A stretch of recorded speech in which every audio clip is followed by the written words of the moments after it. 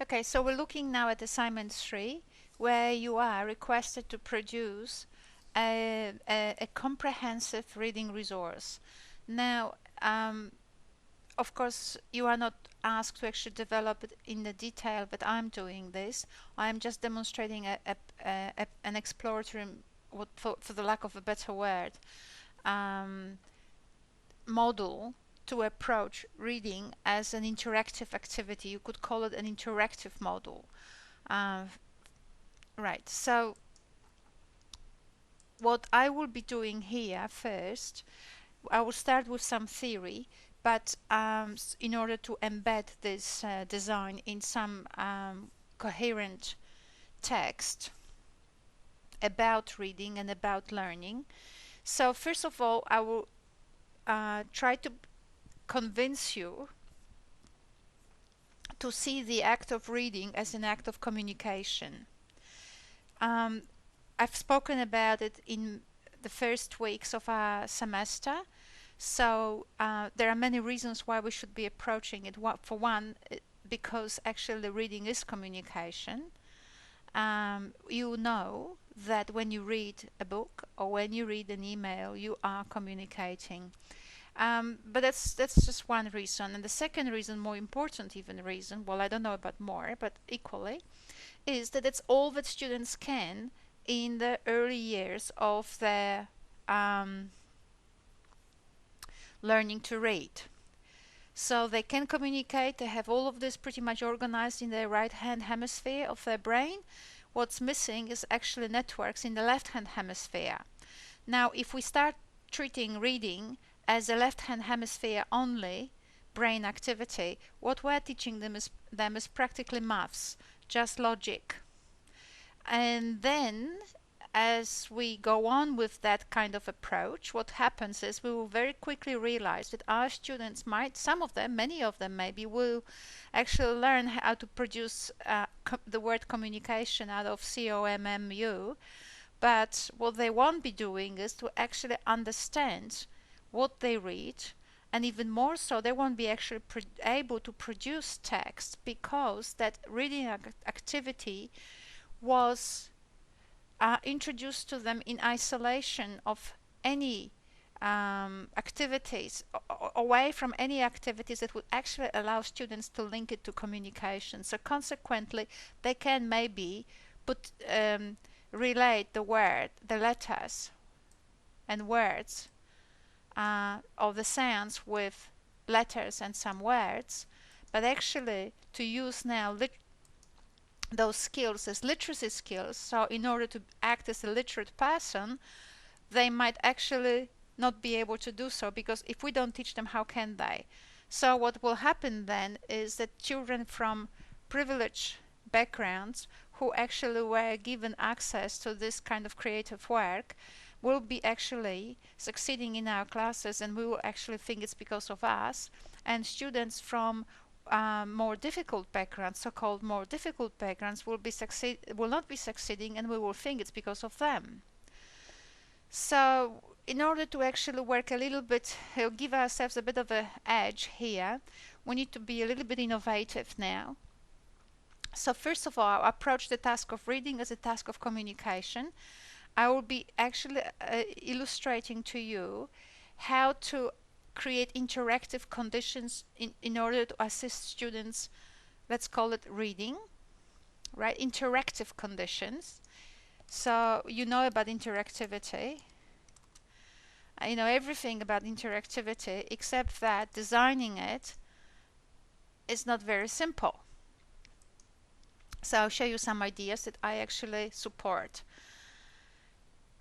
So now, why do we want things interactive? Well, I can talk about it in more than one way, but more or less they have to be interactive, those activities that support reading, so that our students, to allow students to utilize or use all resources they can call upon when actually engaged in a particular task, whether it's reading or writing or whatever we're actually doing. So we want students to use all resources they can call upon. The more interactive the resource, the more schemes of perception and productions you have enabled students to engage. If all it is say O, say B, say J, right, you can see it's not that actually interactive. And what will happen at the end of this say O, say B, they might actually end up producing something that you actually wanted them to produce. But again, what is it that they learned? You tell me. What is it that you want them to learn is more actually to the point, right? If we're talking about these higher order skills and we want children to communicate and we want children to learn for comprehension and for production, well, doing OBJ alone is not actually going to do the trick. So we need to be innovative here. So this is a few words about framework. I will talk a little bit more about it. Now, I do focus on people like the woman who is a professor in brain studies and literacy. She's important. She told us a lot of things. One of them is that people don't think in words, but they think in networks. No different, actually, than what Phil McCormack told us. Phil McCormack told us also that people don't think in words, they think in networks. And I'll show it to you here. Remember that model? We've gone through it 1,000 times, but we will just do it once more. We're summarizing the units, so it's very important that we have actually now in this PowerPoint the things that really matter. So if people were thinking in words, then studying a text to produce meaning would be just sufficient. And yet, people in critical pedagogy would laugh at this model. They would say it's so naive. It's Middle Ages. It's an assumption that meaning is in words. Meaning is you can actually understand a text by reading a text, but you never really understand a text by looking at the text. Even if you are in this environment, as in this specific diagram, what happens that those students, those circles here, those blue circles, what they do, they try to make sense out of the Bible by actually doing nothing else but by relating it to other texts. But because these other texts are not made explicit, they are not actually identified explicitly, and the pretension is here made that we're all looking for the meaning in words, then therefore that allows the teacher to control the meaning and control the output. Not only that, it prevents any creativity in terms of production. What students are encouraged as a result is reproduction, totally unhealthy in the current framework of education. So yes, so even if you have a situation like shared reading, for example, which is not done in a more imaginative way, but in a sort of more traditional way, what happens, you have shared reading and then you say to students, what does this word say? And somehow you manage to get the students say lion or a mouse. What will happen is, even if they produce the right answer, the question always is, what is it that they actually learned? And more to the point, what is it that you wanted to teach them? And nowadays you can't escape the higher order skills. You just cannot. They are there in the curriculum and they're there to stay. And not only they are in the curriculum, they are also in our curricula in academia, and large policy-making bodies are ensuring that these things stay. Right? And that's good. We want our children to be thinking, to be critical, to be creative, to play with things and learn how to do it creatively. So we're moving now to critical pedagogy. So the first one was a critique of critical pedagogues. Now we're moving to critical pedagogy. You can read a little bit for yourselves here, but what I wrote here is not necessarily that we want that we are focusing when teaching reading, not necessarily on the way students read, but how they relate to the task. We will later on examine what I mean by that. But in general, we could say is how many things students think is involved in a particular act of communication they are engaging in. Right? And our role as teachers is actually to expand those assumptions, because education fundamentally is about assisting expansion. And our role is actually to make sure that we actually made room for that in our planning of the resource. Okay, so what do we have here? The concept of the student, very important. Students are historical creatures. They are socially embedded, but nevertheless, whatever is in their heads, however they actually select between that which is irrelevant and that which is relevant, it is informed by their individual histories, right? And we need to now, as teachers, we don't wipe out those histories and say, well, it's only our way. What we have to do, we have to work with those histories. That's why we create interactive activities, so that we can engage those different frames of reference in terms of which students have structured the world and interact with the world, right? So we are engaging students' histories. We're not teaching them despite of what they have in their heads. We're teaching them to with what they have in their heads expansively and productively. So I have a few slides here that you can read for yourselves. Nothing really innovative, well, innovative maybe, but nothing that I have to actually spend time on. Now here are a few terms. What I will be actually doing is start to create some order. So I will just gently take you through all these concepts until we get to a point where hopefully we will see the order here. Now there's nothing binding about my design. I'm just showing you how I would go about designing a learning activity in reading or in communication, really. So there are a few principles that I wanted you to know about. It's awareness, autonomy, achievement. As a teacher, what we need to do is to remember that all our lessons should have these elements here. So awareness is about creating activities that enable children to expand their frames of reference in relation to seeing what people do, who does what, why, and how. Now that's very important because, for example, you might actually create activities that you think that they are all about performance. So you may request from students to do something, and then some students might not actually relate to it at all. And while you're thinking you're struggling with them reading Lion and Mouse, well, they really can't relate is other aspects of the activity. So for example, if a student wants to create, a teacher wants students to create an interactive map for the city council, and if a girl thinks that it's a boy's job, or she's unable to actually read a map, they have prejudices. So any prejudices or any cultural understandings of what belongs to whom, and also lack of students' understanding of how much people can do actually and do, and even kids do things, right? All of that could actually prevent children from meaningfully and enthusiastically engage in your activity. So we have to remember education is about expansion, and expansion can have a number of elements here, and I'll show them a little bit more clearly how I actually work with them myself. But this is about expanding students' understanding of the world, basically, and how things and why they are done particular way. So autonomy, Andrew Lian, that I quote here, uses the term autonomy. Other people talk about learner-centeredness. So what it is here is about enabling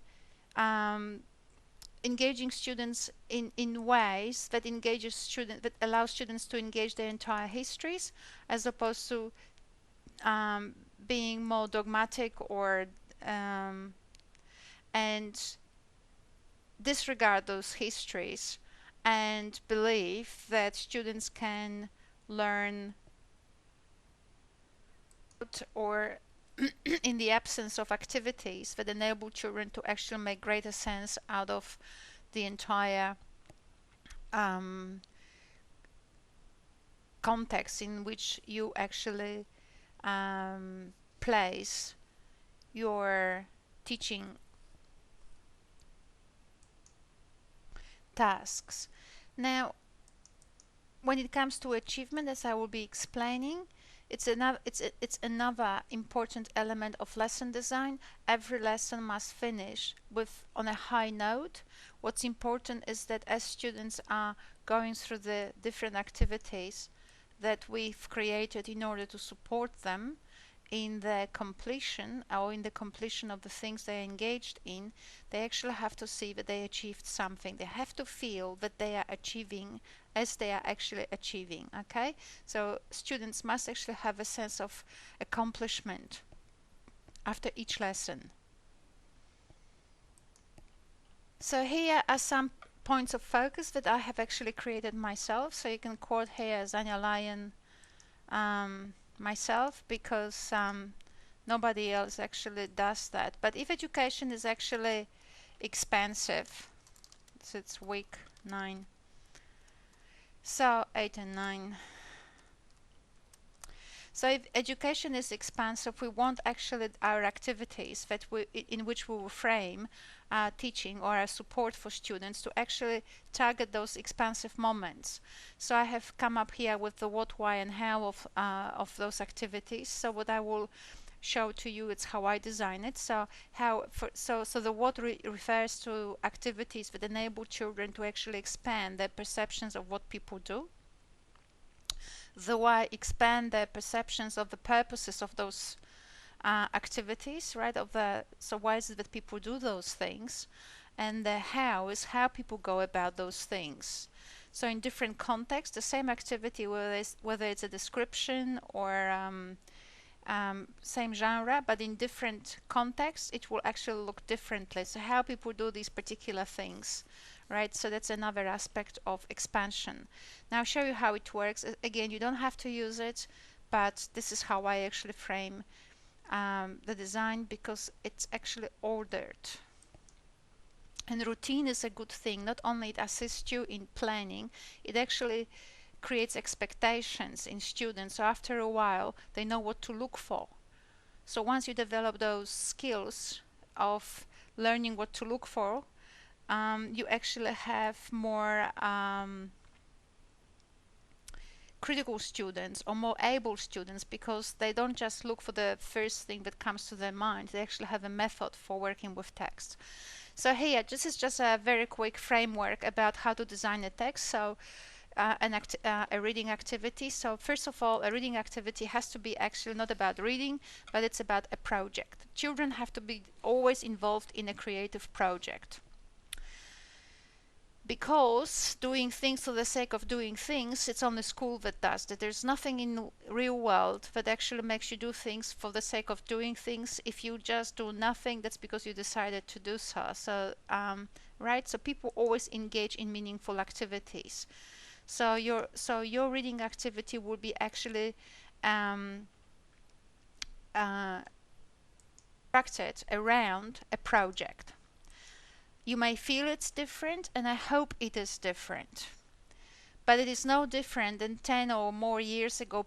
People were talking about rich tasks, and in language teaching, people were always talking about macro tasks, right? So the idea is actually to have a creative student, and unless you have a project that enables students to be creative, you have not actually accounted for creativity in your higher order skills, right?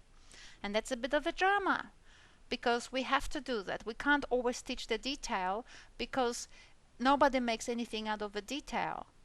People always look for detail in order to do interesting things, and then they get the detail from different places, because different detail works differently in the project, right? So the detail doesn't make the project, it's how you actually select the detail.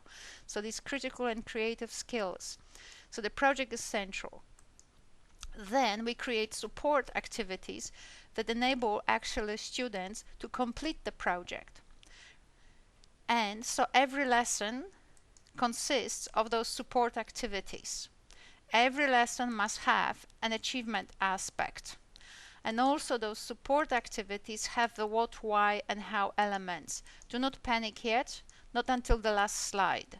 And then you don't have to use it, right? So the support activities which are about generating awareness in students, The awareness activities focus on the what people do, why they do, and how they do it.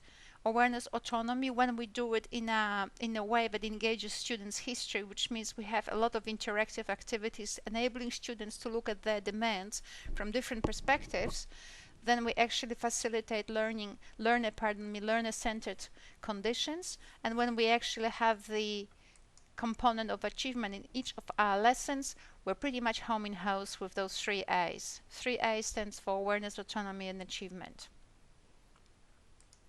What I didn't say yet, I might have said it in other lectures, but I'll just repeat what I didn't say, that when you actually, when students engage in a project, sometimes you will want them to work as a whole class. So you'll be engaging students in awareness raising activities as a whole class, and sometimes you will also, in order for students to complete the project, they will work in groups. Now there is something that I call the ethics of group work, and it's very important. You can actually invent the ethics all by yourselves. You don't need me for telling you that, because you can think of a situation where you are in a workplace and as a team you have to develop a project, right? And now each of you is earning $120,000 and you are working your guts out, and the 2 other members of your team are doing nothing or nodding or just playing. How do you feel? So what we need as teachers, we need to actually teach students how to actually work smartly in the group. So the way to do it is that the group has a project. The group actually now somehow, even with small children, you want children to actually solve the problem of the group, all each member by themselves, and then show to each other in the group how they actually went about it, and then the group can decide how they actually will go about solutions. And that's very important. And as you go as you actually, I mean, I don't have time for actually doing the whole thing here, but it's very important that students also have some time for individual work, because it is that work that actually pushes them forward. Collaboration is very important, but individual work is actually forcing students to actually make some decisions and actually realize for themselves what kind of needs they have or questions they have, or even if they are not articulated. So I don't have enough time in this unit to actually discuss these things, but this is just on the side so that to leave you with it. There's some reading here that I don't have to read for you. You can read it for yourselves. The main point in here that I would have wanted to make, because the other ones I already have made, but these ones here, is that reading is not about deciphering the text. It's about providing students with activities that enable them to make sense out of the context, which is the purpose. Provides students with activities to explore the norms, which means how people act with those purposes, or within those purposes, and also provide students with activities that enable them to explore the frames of reference on which those norms draw. That's interesting, isn't it? And you think that you may think it's too hard for little children. Well, it's not. It is not.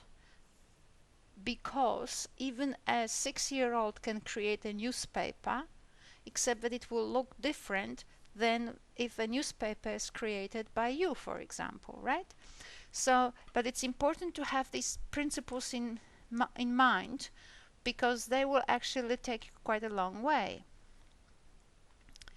So there's more reading.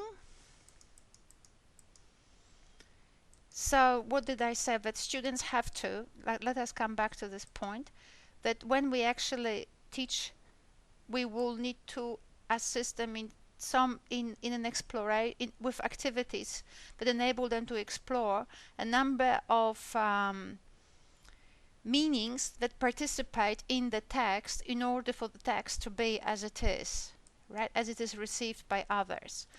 So this is what I describe in this model that I have sent to you many times before. You see how students explore the kinds of things that are played out in texts, so that they can then together or in teams create a project that other people can now relate to, right? So the other people are also important. So the task is communicative. It has to have an audience, right? So we have an audience here. So children produce something, like they have to produce something. They do it by exploring, through an exploration of how things are done.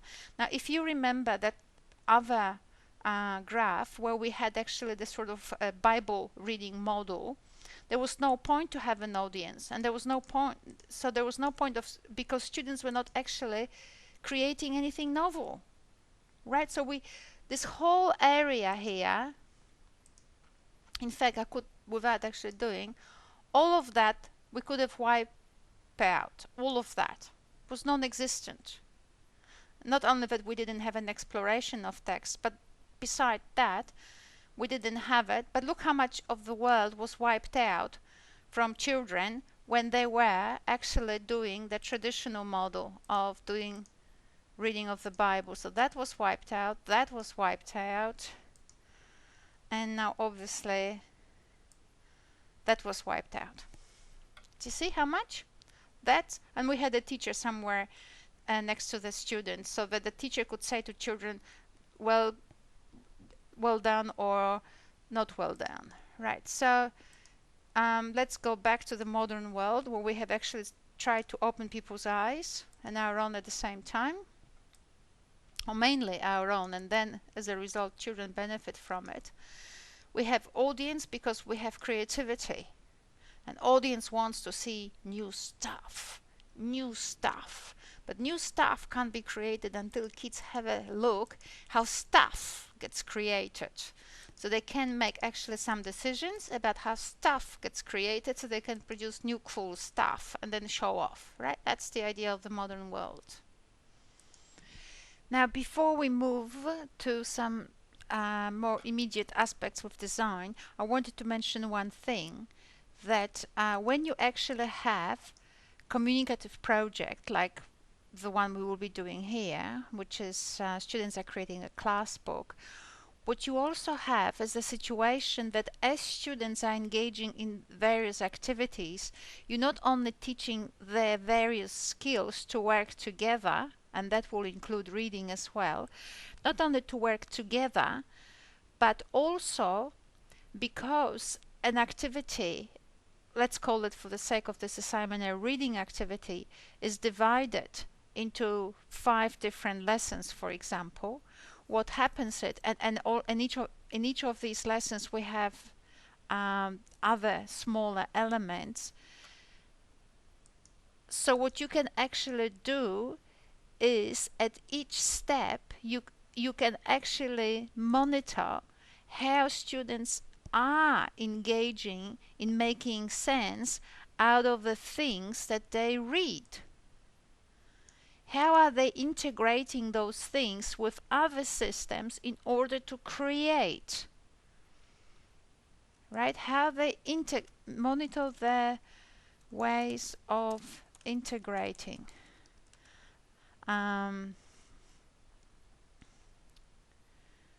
New knowledge, right? Of integrating new knowledge. So you don't really get it that well done when you actually do traditional shared reading activities, because they're not creating anything. You cannot actually see whether they can integrate. And another thing that I wanted to say that strikes me very often with schools is when I see children being given a task to read, say, a booklet. Now, to you and me who weighs 60-some kilograms, is 6 feet tall, what's a little book for me? Nothing. I look at it and I think, goodness gracious me, can't you read those 5 paragraphs? But do you remember, have you ever had a feeling, do you know that for children what to us looks like a peanut, to them looks like a balloon? I mean, I know stories. I remember this woman telling me the story that she was French and she told her husband they have to go back. She lives in Australia. They have to go back to her hometown because, there were a few things she wanted to revisit, and one of them was this huge church. Oh, she still loved that huge church. She used to go there. So they went. And her husband, I mean, every time he tells me about this huge church that is of the size of your bedroom, he is in stitches, right? Because to a child, things look huge. And if the task is as daunting, not only is meaningless because it's an exercise to satisfy the teacher. Please read this book because I can see whether you're learning and I'm achieving. Right? That's the idea. When you actually make students focus on the project in a creative and fun way, they actually work with chunks of information. So you not only check whether you not only can monitor how well they integrate, but they work with chunks, and those chunks are very often also self-selected, which is another thing, but that's our next step of this story. But they work with small pieces, and they can then, because they're small pieces and very focused towards their project, what they can do then is quite nicely integrate those pieces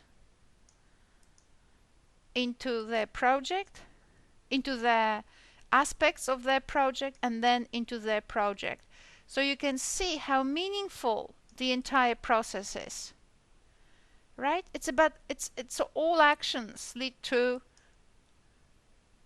completion of this big project, step by step. So all the things they do are related, all of them, towards one creative project. Okay, so now I have put some ideas here as sources for creating awareness-raising activities.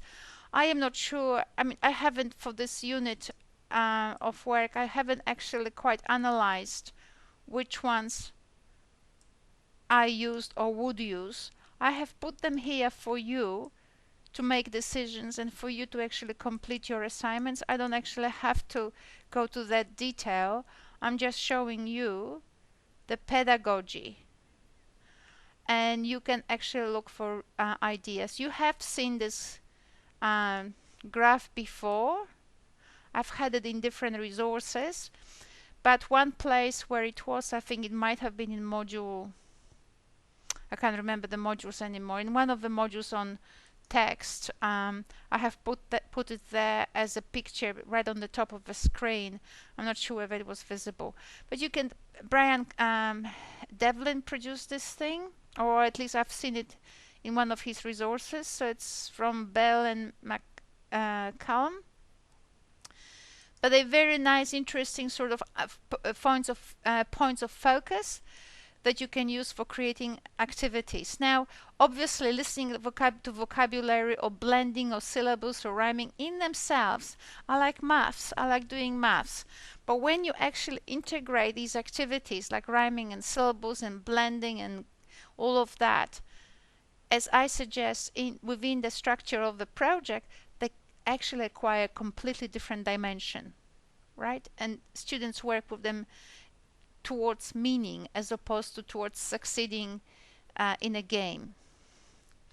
So these are the kind of ideas. I am not a proponent of using Bloom's pedagogy, or it's not a pedagogy, it's actually taxonomy of.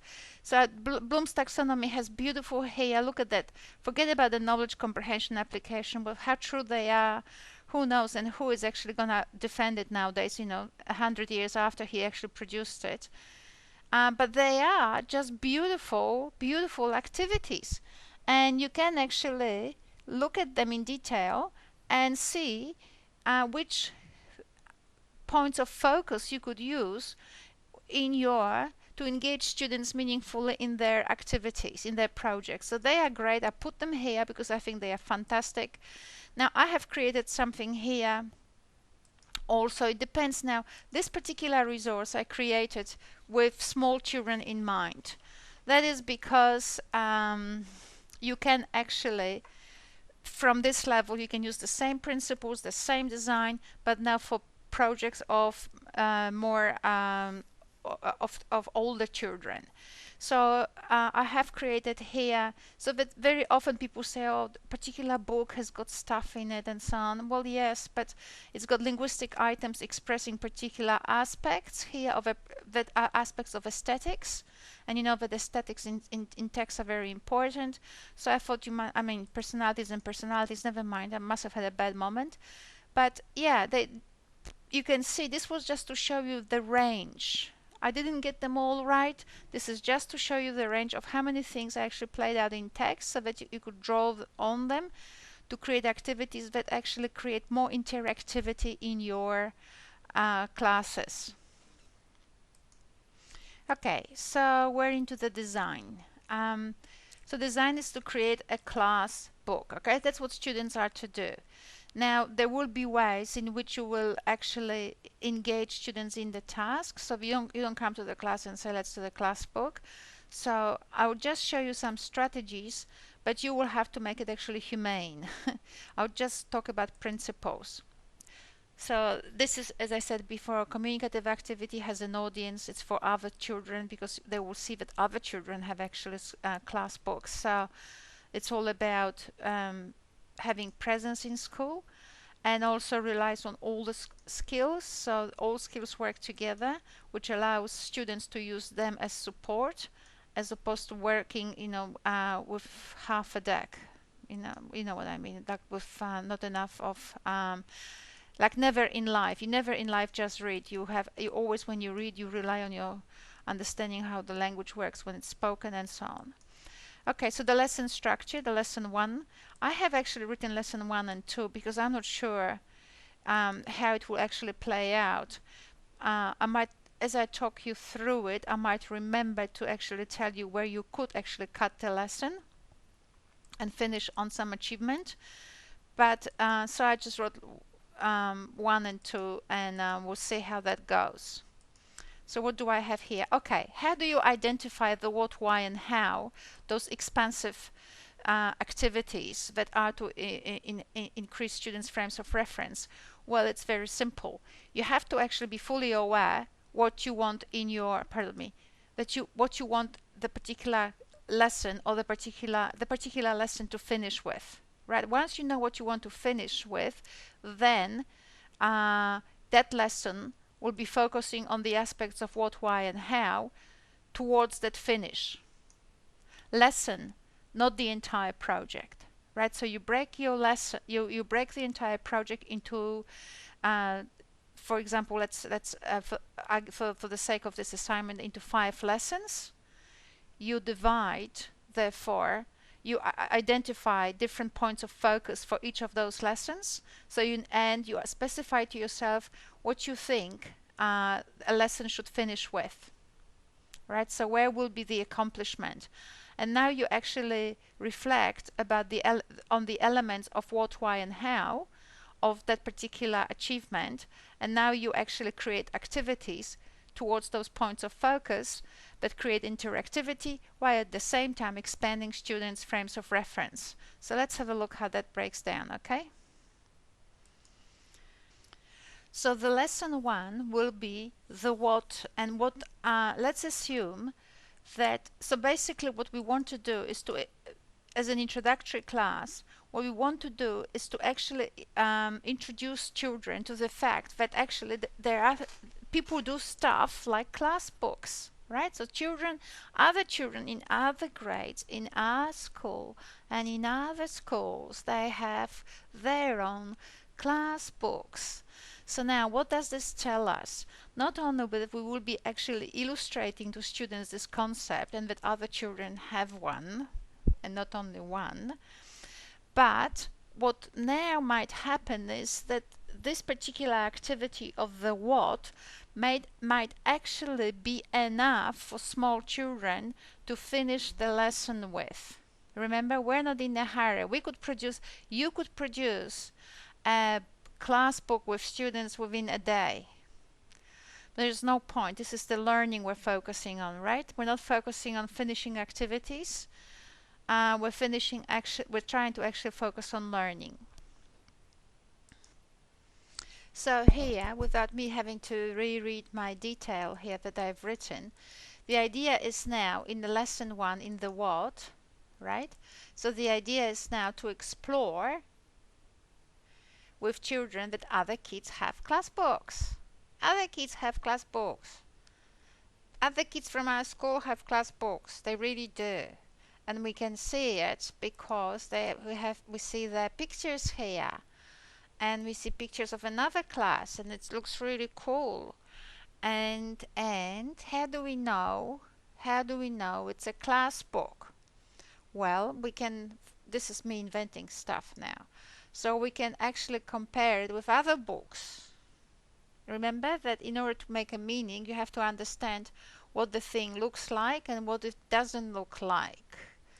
So that's not a class book. Doesn't have the same sort of look. That's not a class book. Doesn't have the same look. You can come up with different examples. Look, I created that I'd lie in 5 minutes, but maybe in 50 minutes, right? So, and then what else does the class book have? So it has a different look. What else does it have? It's got stuff. It's got pictures. It's got text. And let's assume that this text here, which is in red, says this one here, which says news. Let's assume it actually says class book somewhere here. So we know it's a class book because it's got pictures and it's got pages of different students with stuff about them, which is really cool. 112, and it's got drawings and it's got the writing class books. How do we know it says class book? Now you can actually engage children in reading and in different exercises that enable children to actually read the word class books. And then you can actually invent strategies for children to actually make sense out of so now they more or less know what it is and what it means. Now we have to actually use that word class book you have to milk it. Put it this way, you've got to be not just a teacher, but think like a mother. How can I be 100 steps ahead of my kid, right? To be smarter. So we're just milking the class book to do things out of them, so that children now, although they focus on the book and we will refocus on them on it, they can actually do some playing. So you look for ideas in the curriculum and also in those other things I have shown you above, those resources. You look for ideas of how else you could actually engage children in activities that, let's call it read, but in fact that just allows students to read the class book and then actually look at how reading works. So they can look, so basically first of all I have the words in different color. Remember, I am one of those proponents that you should actually have, if you can, in text that you created yourselves. So consonants should be with one letter, vowels with one color, vowels with another color. L is not a vowel, it's a glide, because it's kind of like a vowel but not really. That's what linguists say. So it's a class. So let's say that L will be always in green. Now I would also suggest that the C sound should also be with a different letter than S, because S goes forever, right? So we could actually have it a different color altogether, so that just to show that S is such a funny sound. But what it does, it now actually increases students' perception of seeing that there are different letters in this thing. Right? So B and K will be in red because both B and K are stops, what the linguists call stops, which means that you can't, there's a difference between S, which is a fricative, and B, which is just a short stop. Right? So that's really cool. Now, obviously, I've chosen the wrong colors, but I'm really bad with colors, because if children are colorblind, you're stuck here. The red and green is not working, but I'm just going to leave it for you, because you might be lucky, you may not have any children who are colorblind. So we have class book. It's two different words. Now you can work on things like compounds of this kind: class book, class size, class time. Create as you work on compounds, and children, well, later on, when you do the how, you might actually use those compounds later on, and actually to think of about the things relating to the class that you will be using your text for to create a text about the class. So the class size 25, class time, each class time is 1 hour. I mean, just whether they understand the concept or not is really relevant. So what we have in class, we have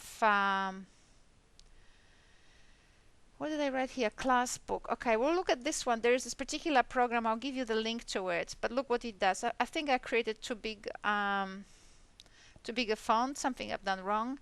But how many people would love to write their name in this particular way? That sort of rotates. Many.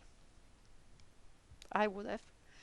So you basically use now those words, class book, which were on the class book of those students, to actually enhance students, not just reading, but also writing and perceptions of how things are organized in words, how words are organized, even though it's one thing, class book. It's a compound, really, and it's written separately. And you can actually do that, and you can also do book. So class book, but with the book we can create words, which is bookcase, book time. Any other examples? I mean, come up with some sort of structural activities here that can milk this kind of constructions. So you can use the word class book in order to create stuff with class book, class time, class size, or the other way, bookcases and book time, and I don't know, whatever. So now you use this word for students to actually see how it actually links with other stuff. So now the meaning of class book is bigger. First, it was just a sort of an idea, then it became an activity, but now it actually becomes an entire world of structures. Right. And I think that's gonna take you an hour, at least.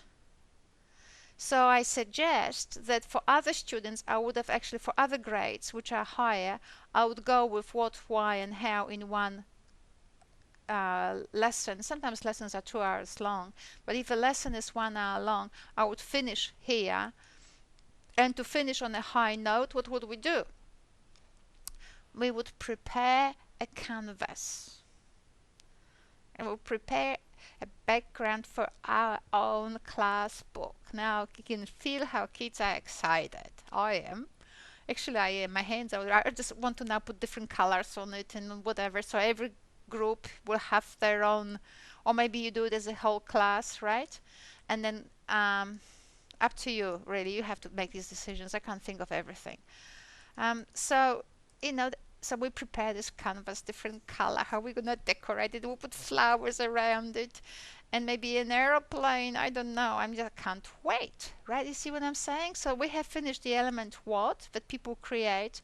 We've done a bit of reading. We haven't read the book, but Jesus, we have read class book, class size, and all the stuff you put in here. And it was fun, it was interactive, and there were exercises, and there's plenty of these stupid linguistic structural exercises which by themselves, they're kind of games and they're cute. But when we integrate them in this activity, they become super meaningful, not just fun, not just little sort of things that someone created, but now within the context of the project they are super meaningful. All right, so we've done the what, now we move to why. So why do kids in our school have these books, right? So let's explore the purpose.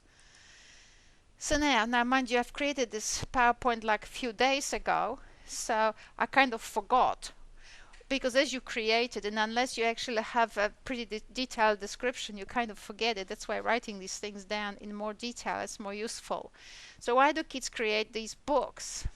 Because, I mean, they could be online, they could be however you wish. I mean, I am in PowerPoints, they could be in applications, like sort of local applications of programs.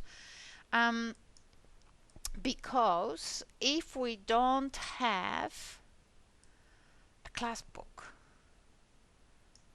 what will happen? What will happen? We just have a class inside here, right? You see how cute? You could make it yourself. Um, so it's just a class, and we don't really know who is there, right? So that's what I did. I put the question mark here.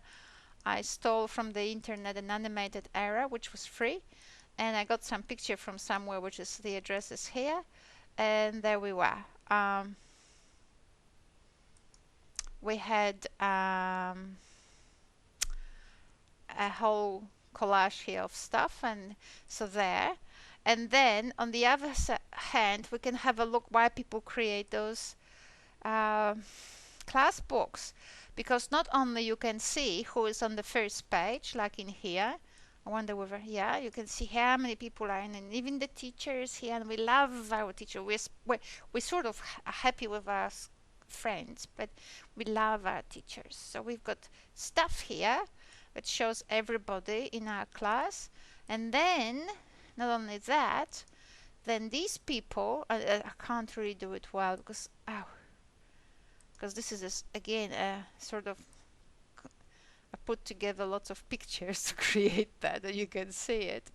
So I might actually do it better. So when children not look into the book, so they have this cover, and then they look into the book and they can jealously watch that people have themselves playing with an iPad, and they can click here and then they can hear their name, and they can see pictures with maybe links to games. This is too exciting. I can't look at it. I want my own.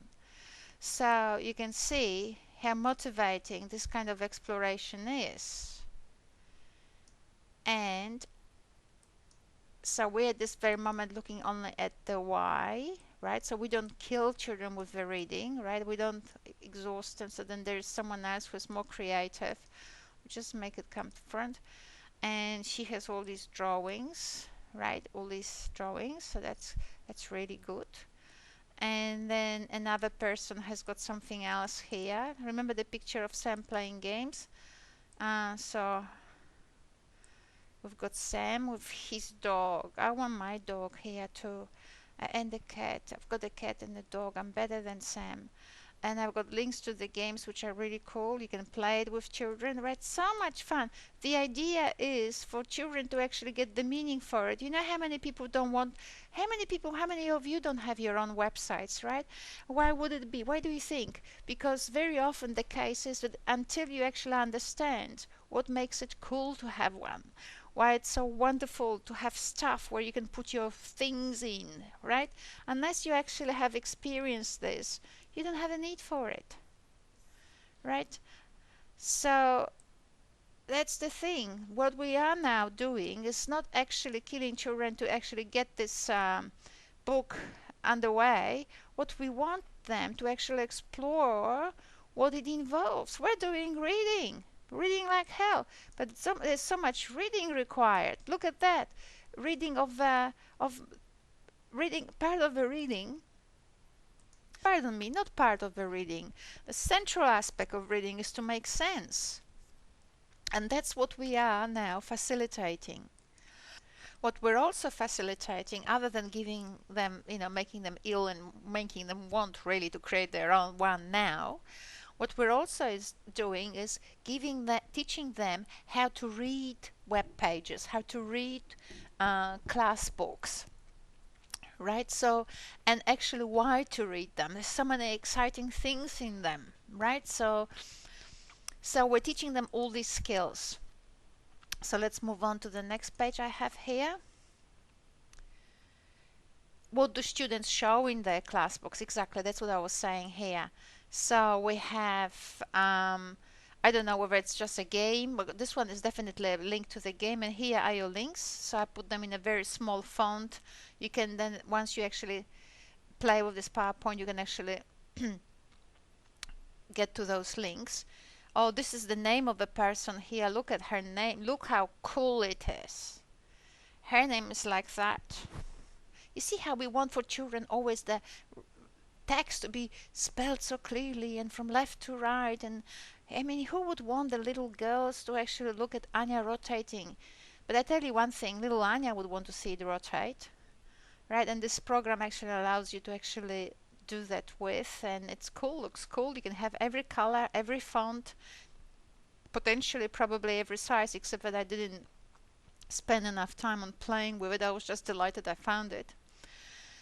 So there, and if you can maybe, oh no, you play now is saying these are the games I, right. So these are the games he plays. This is said. I wouldn't be now at this very moment pushing too much on reading. I mean, you can, you don't. I don't know. Up to you how you devise it. At this very moment, we're just exploring what they have, playing games and so on, making it really cool and getting their imagination going. Because what we want to do is to create the link between literacy and communication. So what's the other here side? That's another thing here, which is also going to make children really, really envious. Because the children have here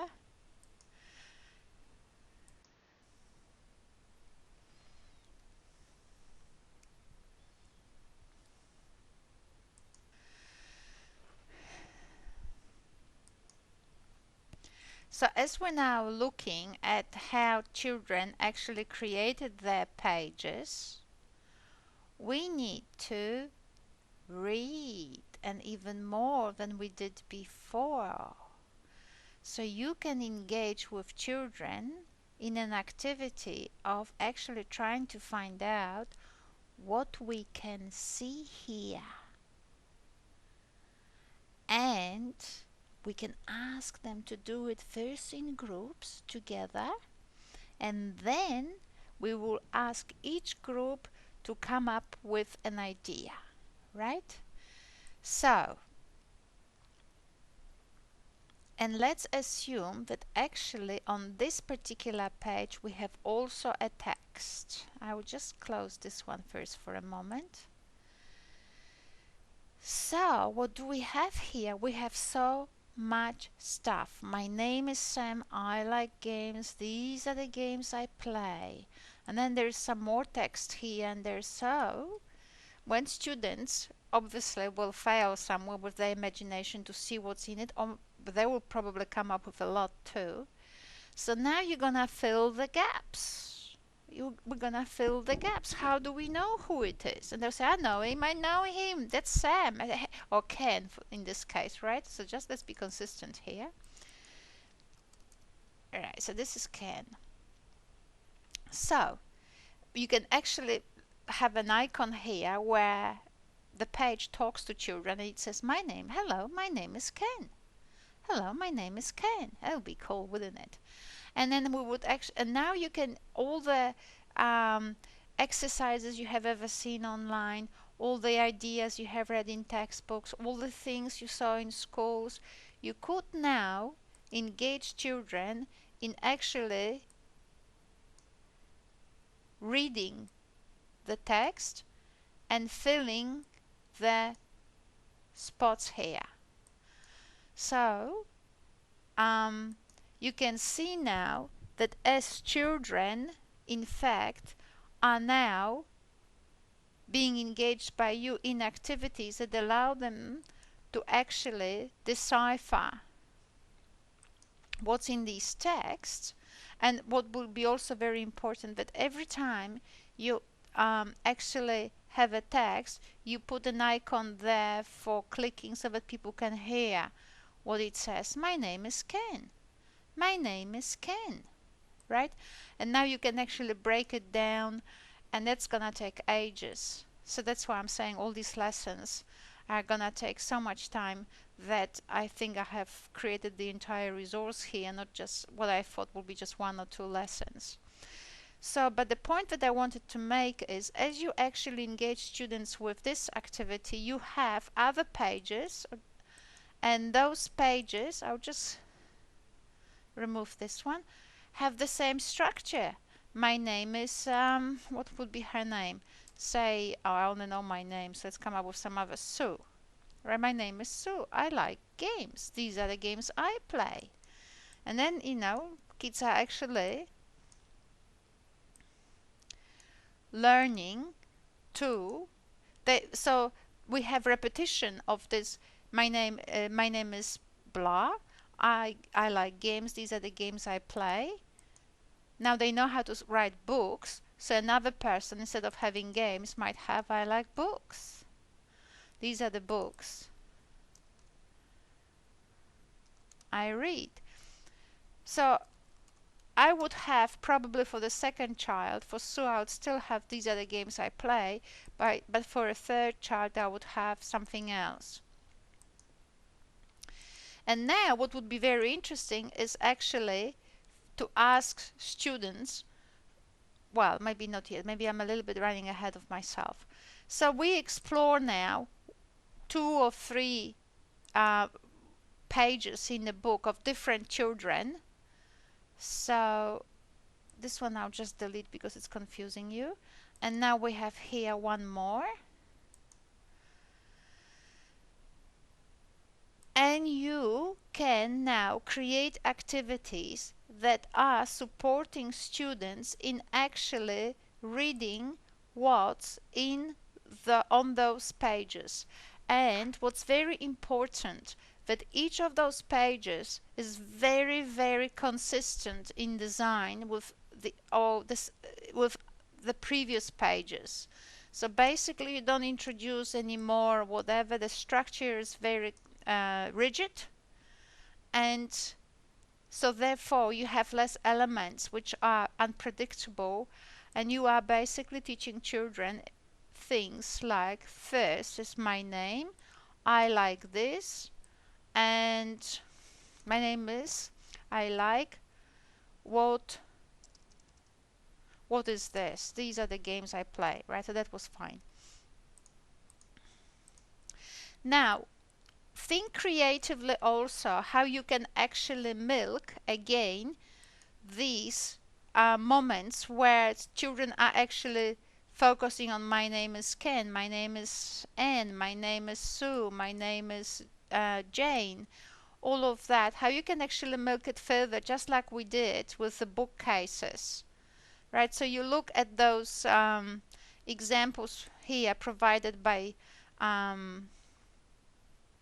Brian and Brian Devlin, one of our associate professors in literacy.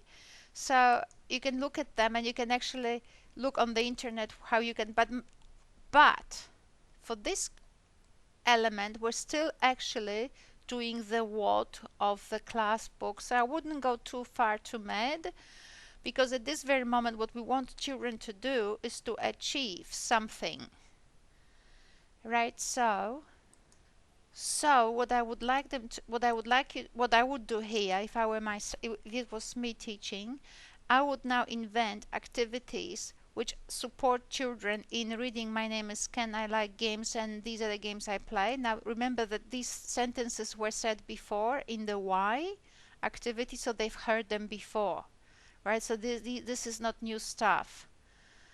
So they've done those these things they have heard before. So now they are known, they played the games. Remember, we've explored those pages. That's very important. We've explored these pages. They have read those texts. They've listened, not, but they haven't read them, but they've listened to them. Now we can just actually focus now on reading all those texts and answering those questions.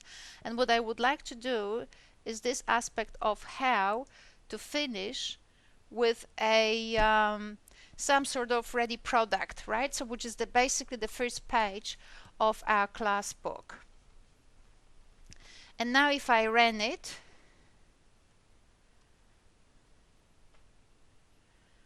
right, it looks quite cool actually. So, and the reason why I didn't want you to go too mad on exercises here, because I still would like us to finish this particular aspect of the lesson. Let's call it lesson 1. There was no lesson 2 yet, right? Because we decide, because I just thought that the best thing is to just have each of those elements as a separate achievement of the same lesson, but separate achievement. So that actually 3 lessons really. This what, why, and how effectively was 3 lessons, although I call it lesson 1, but they were 3 lessons. Now once you finish this, what would be nice is to back up your activities with the class book with some online access, with some online games. I will not play with these online games now because I don't have time. But now what I want you to do is, as you actually play them, for example, let's have a look at this one. Okay, I'll just have a look. This is actually this is one where the mouse is not working really well. I cannot get it. I cannot get it work. I did. So now we could actually, now it depends on the level of your children, but what does it say? Let's start making supper, blah blah blah blah. Click on the arrow. So what would be very good if we could actually ask children to start actually reading the screen and look for the thing that matters, and what mainly matters is the word click. You might actually do it before you do your activities. These are the fun post lesson 1 activities. This is just to reinforce particular things. So if they click, then they learn to click. And what's cool about it, that it is up to your imagination how you will work with it. But you've seen these games before. It's terrible. I can't actually control this mouse, but it does things. Doesn't do anything here. Doesn't. Whoops. So you can pick up the carrots and drop it here, and it's gonna go on the cutting board. So however you work with this, these games are very useful because they expand ways in which you can actually introduce new words, and you see, like the writing comes up here and so on. You have to actually work out how this game works. Because I can't control this mouse, let's start making, so I don't know, where's the carrot? I lost the carrot. You've got to work it out. You're younger than me, you will actually work it out how it works. As I have shown you, we have this simple exercise, who am I? You probably have seen this game 1,000 times, and so children play this with changing who am I's colors of the hair, of everything. Then you have this dress up game where you control what you will focus on with children, and children can actually you can play with the kids, but so you can actually use different software to actually, so first of all the kids decide on what dress she's wearing, and they could put their own faces here, like from the photos. I mean, if you wanted to do it with computers. But you could actually think creatively now how to supplement whatever you have done in class with the class book with some other exercises that actually now work with the vocabulary and with text in a different fun way. Some of them in a more fun way, some of them in a more structured way. I'll be really happy with it. Now, what is it that I put here in test? You could actually create a page in the class book and find ways, so you could have different faces and with descriptors. So where am I? I don't have much space here. So my hair is brown. You know, like little sentences here that build on all the stuff you've done before, and in that way you can actually test. So the children will have to guess who is this person from all the photos that will be on the page, and that's a fun activity. It involves reading, it involves reinforcing all the skills you've done before through those different lessons. And then to ensure well, and then you can actually move to the next stage of the class book, which will be actually students creating their own pages. And I would probably follow the same path, because why not? If it worked for lesson 1, why wouldn't it work now for the next stage? So that's pretty much the sort of exploratory aspect of the reading activity. So as you saw, to just summarize what we did diligently from all these aspects, I'm just trying to find them, from these aspects of what, why, and how, and from the achievement, we actually were able to construct an entire lesson. And that was really good. And students, even though they were doing different activities, at each point they were always aware they were creating, they were engaging in that creating the class book project. So even though at times you might have taken them a little bit on a small tangent, like in here, and you would engage them in other examples of compounds and of reading activities, this is still within the context of the project and they will be fully aware. And once they get really exhausted and happy with all these exercises, then you finish off with students deciding on some canvas, and we have the beginnings of our class book. Now obviously in class you would in practice work with students' energies, but so you would time it as appropriate. But that's pretty much the methodology and how I see what's involved in the assignment. What else do I have here? This is something for you. Some ideas. Now this is for more complex, for higher level students, what actually you could, the kinds of assessment projects that I have actually seen done, or I have done myself, or I've seen people do, create a birthday party, sort of plan for a birthday party, create interactive games for students. Now this one is for university students, but you could also use it for high school. You could actually go to my website and find out how people work with the Pecha Kucha concept in education, so you could actually explore it yourselves. So you can see how much work it is. A big project to actually create a learning resource for reading. What I would actually appreciate is when you are creating these expansive activities and also backing them up with additional activities, I would like you to show me that you actually have a knowledge of online games, because I need to be confident that your students will not be just relying on pen and paper and plasticine and scissors. I want actually see some modern tools in your design.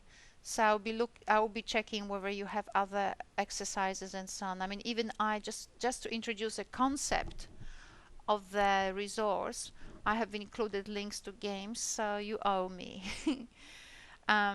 Right, so that's pretty much it. So if you put your conceptual framework well, and if you plan the activity well, and if your plan is coherent, and if you have no other plan, then please use mine, because mine is good. Generations have learned that way, so it might not be that bad. It was mainly, I mean, we mainly use these models for teaching foreign languages, but what's the difference? So there. So I will re-upload this PowerPoint on LearnLine, because it's a little bit updated now as a result of me going through it in order to record it. And here's the sort of concept for you to expand, work with, and change completely if you didn't like it. Thank you very much.